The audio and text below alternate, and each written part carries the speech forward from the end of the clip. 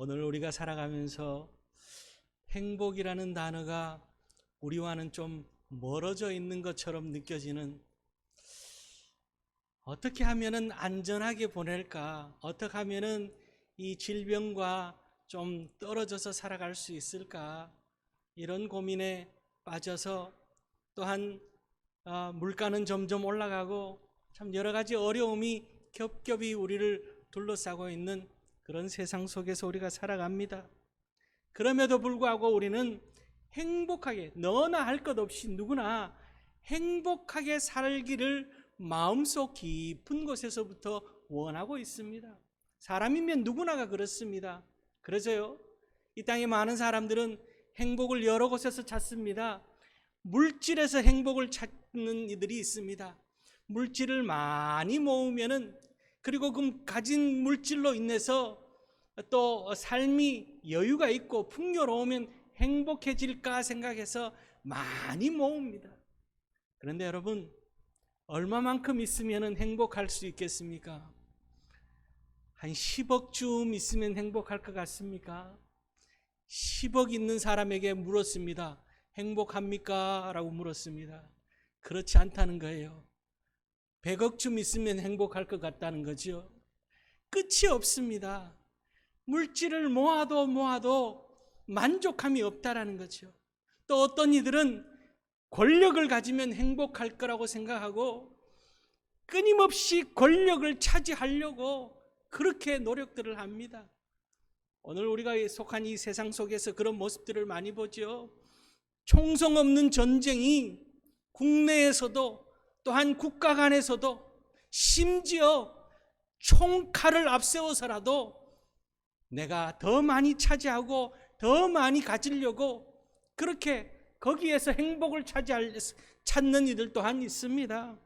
또 작게는요, 우리가 건강한 몸을 가지고 남들 보기에 좀 좋은 몸을 가지고 있으면 행복할까 해서 끊임없이 운동을 하고 또 먹는 것을 조절하면서 거기에서 행복을, 거울 앞에 서서 바라보면서 행복을 추구하기도 합니다. 그런데 어떻습니까? 세월이 다 지나고 나면은 아무 소용이 없는 거죠. 이 땅에서 우리가 찾는 그 행복의 모든 면면들을 보면은 모든 것이 유한하다라는 거예요. 영원하지 않다는 거죠. 세월이 지나고 나면은 변하고 퇴락하고 쇠락하는 것이 이 땅에서 찾는 그 행복의 모습들, 우리가 추구하는 모습들이라는 겁니다. 결국은 참된 행복은 이 땅에서는 우리가 찾을 수가 없다라는 것을 우리에게 가져다 주는 결론입니다. 그러면은 영원한 행복은 어디에서 찾을 수 있느냐? 예수 그리스도에게서 찾을 수 있습니다.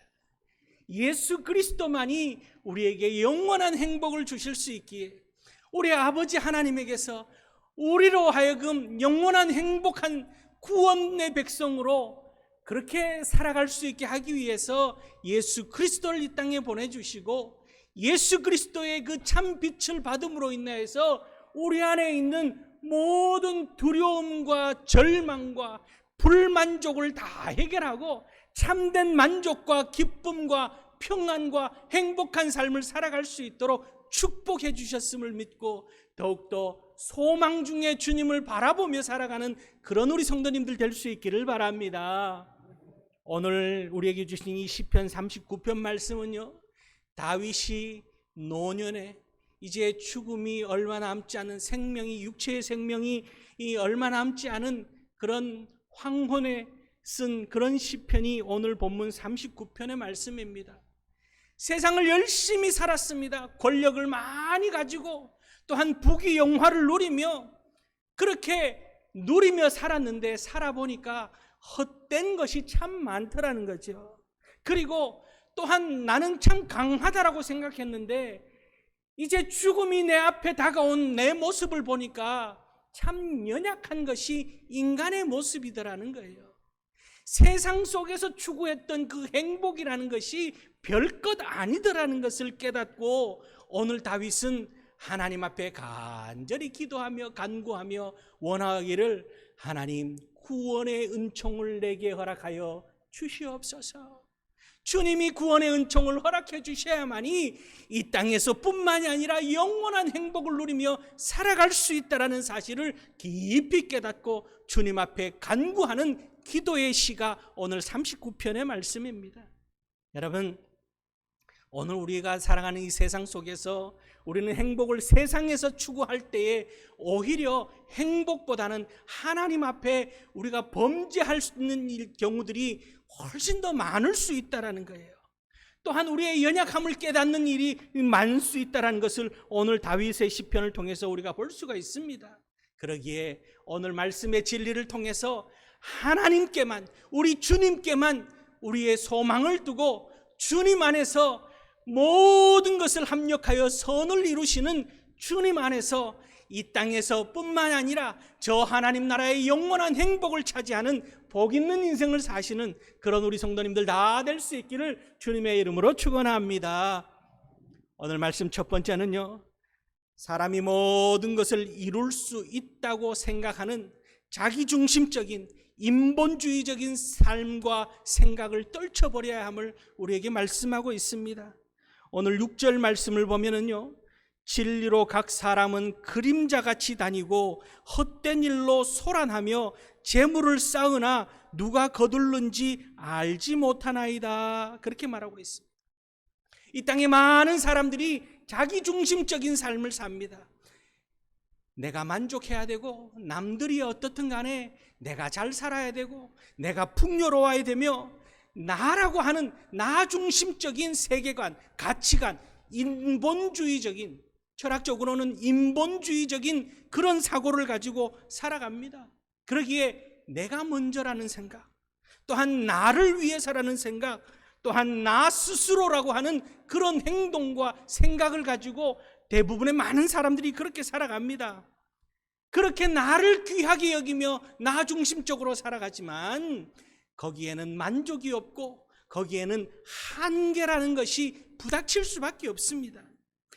하나님을 떠난 인생, 우리를 만드시고 우리를 통치하시고 나보다도 나를 더 잘 아시는 하나님을 떠난 인생은 물을 떠난 물고기와 같은 그런 인생일 수밖에 없다는 것을, 우리의 수고가 노력이 다 헛것일 수밖에 없다는 것을 우리가 잘 알아야 되는 거예요. 창세기 4장에 보면은 가인과 아벨이 하나님 앞에 제사를 올려드립니다.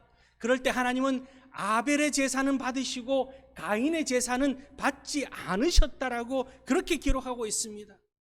하나님께서 아벨의 제사는 받으시고 가인의 제사를 받으시지 않은 그 원인을 우리가 자세히 들여다보면은 평소의 삶이 아벨은 하나님 중심적인 삶이었다는 것을 우리가 볼 수가 있습니다. 짐승의 희생을 통해서, 첫 귀한 짐승의 희생을 통해서 하나님 앞에 정성껏 예배하는 그 아벨의 모습은 그의 일상의 삶의 중심이 하나님에게 포커스가 맞춰져 있는 것이 아벨의 모습입니다. 아벨의 제사를 받으셨다는 것은 아벨이라고 하는 사람을 받으셨다라고 하는 그런 뜻입니다. 가인은 그러지 않았다는 거예요. 가인은 자기중심적인 사람이었다라는 거죠. 나를 위해서, 나의 만족을 위해서 나를 먼저 생각하는 것이 가인의 모습이었기에 하나님은 가인의 제사를 받으시기 전에 가인이라고 하는 그 인격체를 받지 않으셨다는 것이 말씀의 핵심이라는 거예요. 그러기에 결국 나중심적인 생각을 하는 그 삶의 결과가 어떻습니까? 인류 최초의 살인자라고 하는 결론을 얻게 됩니다. 나중심적인 삶을 사니까 나만 잘 되면 된다고, 내가 먼저라고 하는 생각을 가지고 있으니까 다툼이 일어나는 거예요. 많은 사람들이 나만 생각하니까 다툼이 일어납니다. 국가 간에도 다툼이 일어납니다. 개인 간에도, 집단 간에도 우리가 우리를 먼저 생각하니까 다툼이 생기는 거죠. 하나님 중심으로 하나님을 먼저 생각하면은 그럴 이유가 없습니다. 다윗은 오늘 6절 말씀에서 뭐라 그럽니까? 그림자 같은, 각 사람은 그림자같이 다니고, 이 땅에서 나중심적인 삶을 사는 그 삶은 그림자 같은 인생이다, 그렇게 표현하고 있습니다. 뭔가 잡으려고 하지만 잡을 수 없는 인생이라는 거예요. 뭔가 쫓아다니지만은 그저 허영을 쫓는 것 같은 그런 인생이 되고 마는 것이 자기중심적인 인본주의 삶이라는 것을 말하고 있습니다. 재물을 쫓고 부귀를 쫓고 명예를 쫓으며 권력을 차지하려고 허덕이는 그 모습을 오늘 6절 말씀에서 헛된 일로 소란하며 그렇게 말하고 있습니다. 헛된 일로 소란하다 그렇게 말하고 있습니다. 이 땅에서 우리의 삶의 모든 문제를 하나님 중심적으로 살아갈 때 하나님 앞에 다 내려놓고 인생의 모든 문제 하나님을 믿으며 하나님 앞에서 우리가 그렇게 살아갈 때 우리는 참 복된 인생을 살아갈 수 있는 그런 귀한 삶이라는 겁니다. 세상에 아무리 똑똑하고 세상에 아무리 지식이 많고 세상에서 아무리 많은 것을 가졌다 할지라도 하나님 없는 인생은 참 어리석은 인생일 수밖에 없습니다. 하나님을 바라보며 살아가는 오늘 이 자리에 있는 저와 여러분들이 참 지혜자의 삶을 살고 있다는 거죠. 그래서 다윗은 시편 78편 39절 말씀에 그들은 육체이며 가고 다시 돌아오지 못하는 바람임을 기억하였습니다. 다시 가고 돌아오지 않는 바람 같은 인생에 거기에 목숨 거는 참 불쌍한 사람들이 참 많다는 것을 이야기하고 있습니다. 여러분, 주님 앞에서 더욱더 겸손한 삶을 살아갈 수 있기를 바랍니다. 우리의 여기에 있는 저와 여러분들은 누구나가 이 땅에서 육체적인 죽음을 다 맞이합니다. 육체적인 죽음을 맞이하고 났을 때에 그 다음은 우리가 무엇을 바라봐야 됩니까? 그때 가서 늦을 수 있습니다. 지금부터 하나님을 바라보며 지금 이 시간의 삶의 중심이 지금 나를 생각하며 이 땅에서 영원할 것처럼 그렇게 차지하려고 하는 삶이 아니라 이 땅에서부터 지금부터 하나님 중심적으로 하나님 앞에 모든 것을 맡기며 하나님의 은혜로 살아가고 있음을 깨닫고 그렇게 살아가는 솔로몬 또한 그런 이야기를 하죠. 전도서 1장 2절 말씀에 전도자가 이르되 헛되고 헛되며 헛되고 헛되니 모든 것이 헛되도다. 해 아래에서 수고하는 모든 수고가 사람에게 무엇이 유익한가 그렇게 말합니다. 차지하려고 또한 많은 것을 차지해서 그렇게 살아봤지만 이 땅에서 나라고 하는 중심으로 살아가는 것은 헛되고 헛되며 헛되고 헛될 뿐이라는 사실을 기억하고 여러분, 인본주의적인 나 중심적인 삶이 아니라 영원하고 우리에게 놀라운 기쁨과 평안을 주시는 하나님 중심적인 성숙한 지혜자의 삶을 살아가는 그런 우리 모두가 될 수 있기를 주님의 이름으로 축원합니다. 두 번째는요, 그래서 오늘 다윗은 오직 주님께만 소망을 두는 신본주의 하나님 중심을 살아야 한다라고 말씀하고 있습니다. 7절 말씀을 보면은 주여 이제 내가 무엇을 바라리요 나의 소망은 주께 있나이다 이렇게 고백하고 있습니다. 나 중심적으로 살아보니까 참 헛되더라는 거죠. 끝이 없다라는 거예요. 욕망과 욕구와 욕심이 끝이 없는 것이 나 중심적인 삶이더라는 거예요. 하나님 제일주의, 하나님 중심적인 삶을 살아갈 때에 우리는 참 만족함이 있다라는 거죠.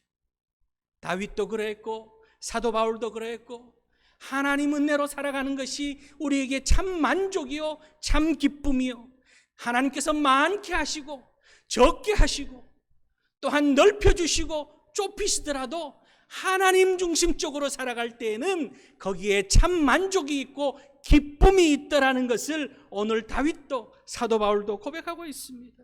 그럴 때 우리의 인생에 아픔이 찾아오고 위기가 찾아오고 고난이 찾아오며 환난이 다가와도 우리는 하나님 중심적으로 살아갈 때 그 가운데서 감사의 제목을 찾고 그 가운데서 하나님의 은혜를 발견하며 그 가운데서 하나님의 긍휼하심을 덧입고 행복하게 살아갈 수 있는 그런 우리들이 될 수 있습니다.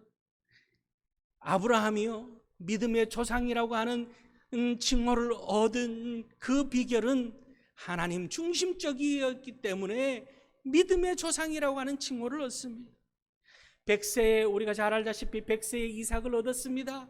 그런데 하나님께서 어떻게 말씀하십니까? 모리아 산에 올라가서 너의 아들 이삭을 바치라. 아브라함 어떻게 합니까? 두말하지 않습니다. 하나님 중심적인 삶이기에 내 모든 것 주님의 것입니다. 내 사랑하는 자녀까지도 다 주님이 주셨습니다. 내 물질도 하나님이 주셨고 내 건강도 하나님이 주셨고 우리의 자녀도 하나님이 주셨으며 우리의 삶 전부 하나님의 것임을 고백하는 믿음의 고백으로 그 자녀를 하나님 앞에 드립니다. 그럴 때 창세기 22장 12절 말씀에 하나님께서 이렇게 말씀하십니다. 그 아이에게 내 손을 대지 말라. 그에게 아무 일도 하지 말라. 내가 내 아들 내 독자까지도 내게 아끼지 아니하였으니 내가 이제야 내 하나님을 경외하는 줄을 아노라. 이렇게 말씀하십니다. 여러분 철저하게 오늘 우리 장로님도 기도하셨지만 참 분주복잡한 세상을 살아갑니다. 어느 것이 옳은지 어느 것이 그른지 분별하기 참 힘든 세상입니다. 이 가운데서 하나님 중심적인 삶, 먼저 하나님의 삶을 놓치지 않는 것이 참 행복한 삶이요 복 있는 삶이라는 사실을 기억하고 하나님을 믿는 믿음 안에서 아름다운 삶을 사시는 아름다운 족적을 남기시는 그런 우리 성도님들 다 될 수 있기를 주님의 이름으로 축원합니다. 그러면은 어떻게 하는 것이 하나님 중심적인 삶을 살아가느냐? 그 최고의 비결은요, 말씀을 따라 사는 거예요. 늘 말씀을 쫓아서 사는 거예요. 베드로전서 1장 24절 이하의 말씀에 이렇게 기록합니다. 그러므로 모든 육체는 풀과 같고 그 모든 영광은 풀의 꽃과 같으니 풀은 마르고 꽃은 떨어지되 오직 주의 말씀은 세세토록 있도다 하였으니 너희에게 전한 복음이 곧 이 말씀이니라. 세상의 모든 것이 시들어지고 으러지고 다 흐트러지지만 하나님의 말씀만큼은 영원하기에 우리의 삶을 말씀으로 채워서 말씀 충만한 삶을 살아가는 것이 하나님 중심적인 삶이요 우리가 하늘의 소망을 우리 마음 가운데 두고 복 있는 삶을 살아가는 비결이라는 사실을 기억하고 헛된 것을 추구하는 것이 아니라 말씀을 추구하며 그렇게 복 있는 삶을 살아가는 말씀 앞에 순종하는 그런 삶을 살아갈 수 있기를 바랍니다. 내 뜻, 내 생각, 내 소망, 다 내 중심, 나라고 하는 것은 다 썩어질 것, 다 시들어버릴 것이지만 하나님의 뜻을 따라서 하나님의 말씀을 쫓아서 살아가는 것만이 영원할 수 있음을 기억하고 여러분 이 자리에 있는 저와 여러분들은 하나님을 처음 만났을 때 성령 하나님의 놀라운 은혜를 체험했을 때 그 뜨거운 주님의 사랑을 기억하고 있습니다. 그 사랑을 놓치지 않고 그 사랑이 식어지지 않고 그 사랑을 더욱더 우리 마음 가운데 용광로 같이 끌어오르게 하여서 그렇게 살아갈 수 있는 그런 하나님을 더욱더 사모하는 삶을 살아가는 우리 모두가 될 수 있기를 바랍니다. 그럴 때 우리의 인생이 다시금 꽃 피우고 또한 열매 맺는 복 있는 삶을 살아갈 수 있도록 하나님께서 축복해 주실 줄 믿습니다. 마지막은요, 하나님의 인도하심을 따라서 살아갈 때에 하나님께서는 우리를 모든 죄에서 건져주시고 세상을 능히 감당할 수 있는 능력을 허락해 주신다라고 오늘 말씀하고 있습니다.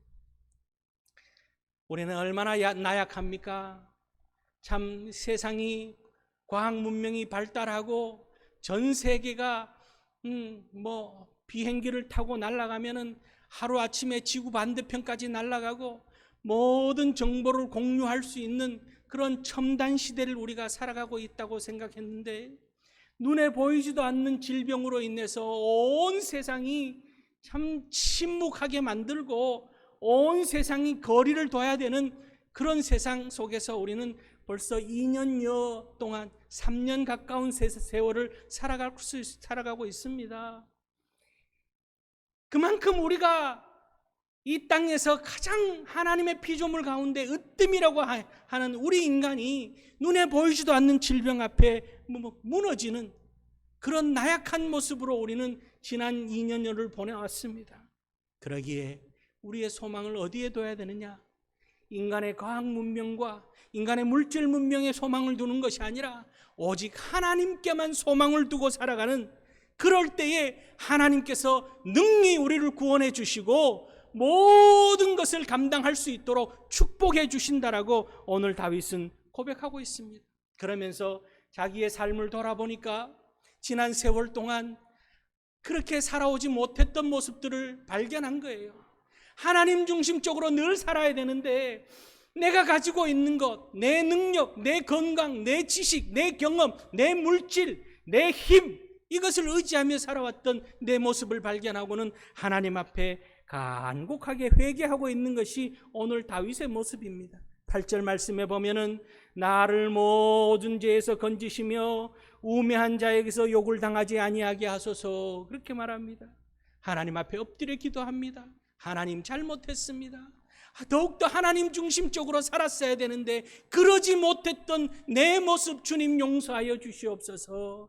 여러분, 하나님 중심적으로 우리도 오늘날 마찬가지입니다. 하나님 중심적으로 의지하며 산다고 주일날 나와서 예배하고 그렇게 나아가면서도 때로는 내 중심적인 나를 앞세운, 하나님보다 나를 먼저 앞세우고 하나님보다 내가 가지고 있는 물질로 해결하려고 하고 하나님보다도 내 힘, 내 지식으로 해결하려고 하며 내 자녀를 앞세우는 그런 어리석은 경우들이 우리 가운데도 있습니다. 여러분, 그럴 때마다, 깨달을 때마다 하나님 앞에 회개하며 용서를 구할 수 있는 그런 용기 있는 믿음을 가지실 수 있기를 바랍니다. 그럴 때마다 하나님께서는 우리가 실패하고 실수하고 넘어지고 우리의 나약함까지도 모든 것을 재료로 삼아서 우리의 슬픔, 우리의 고난, 우리의 찾아온 이 질병까지도 하나님께서는 선한 역사의 도구로 삼으시고 하나님의 놀라운 역사를 우리 가운데 허락해 주신다는 사실을 기억하고 하나님의 놀라운 은총을 기대하며 오늘도 하나님께서 우리의 걸음걸음 인도하여 주셔서 내일 일이 어떻게 될지 우리는 아무도 알 수 없습니다. 그러기에 주님만이 우리를 아시기에 나보다도 나를 더 잘 아시는 하나님께서 우리의 걸음걸음 인도하여 주실 줄 믿고 그저 묵묵히 기도하며 주님께 아뢰고 주님 붙들고 살아가는 그런 우리들 될 수 있기를 바랍니다.